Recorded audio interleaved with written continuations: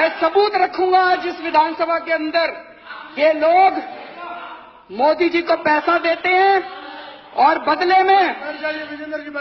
में मोदी जी इनके खिलाफ इनकम टैक्स नहीं होने देते, नोटबंदी के पहले इन लोगों को बता देते हैं और इनका काम करवाते हैं। ये आज मैं सबूत लेके आया हूं जी।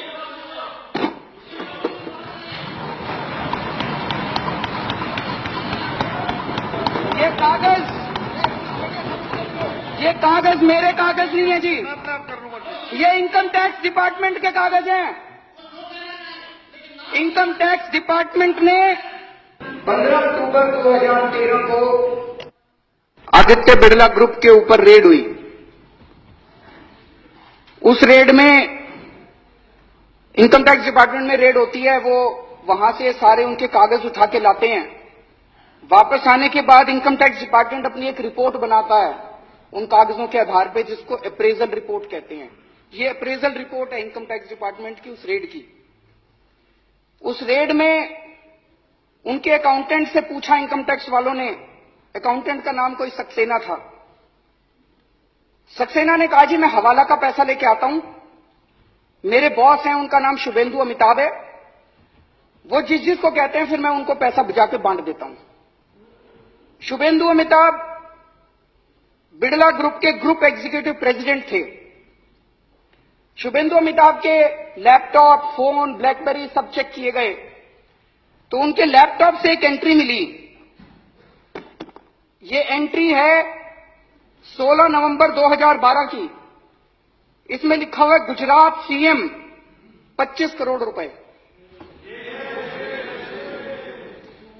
गुजरात सीएम के आगे 25 करोड़ रुपए, ब्रैकेट में लिखा है 12 डन, 12 दे दिए, रेस्ट क्वेश्चन मार्क।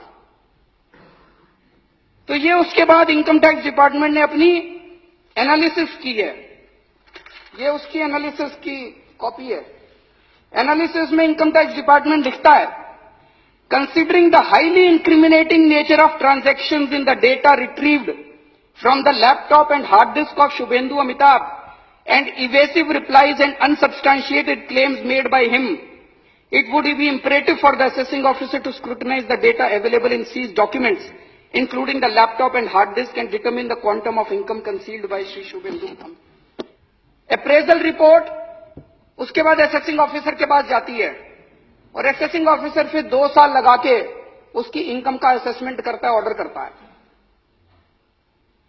अक्टूबर 2013 में रेड हुई थी। उसके बाद 6 महीने बाद इनकी सरकार आ गई तो असेसिंग ऑफिसर की हिम्मत नहीं थी जो इसकी जांच कर सके। उसके बाद तो इसकी कोई जांच नहीं हुई उसके बाद। और अब ये केस को रफा दफा करने की कोशिश की जा रही है। सेटलमेंट कमीशन में इस केस को भेज दिया और बहुत जल्दी ये केस खत्म होने वाला है। इस केस को रफा दफा करने की कोशिश की जा रही है। एक और बड़ी मजे की बात है, इसी रिपोर्ट के अंदर बिड़ला ग्रुप के जो पेंडिंग प्रोजेक्ट हैं गुजरात सरकार में, उनकी लिस्ट दी हुई है। इससे शक पैदा होता है कि आप ये पैसे ये काम करवाने के लिए दिए गए थे क्या।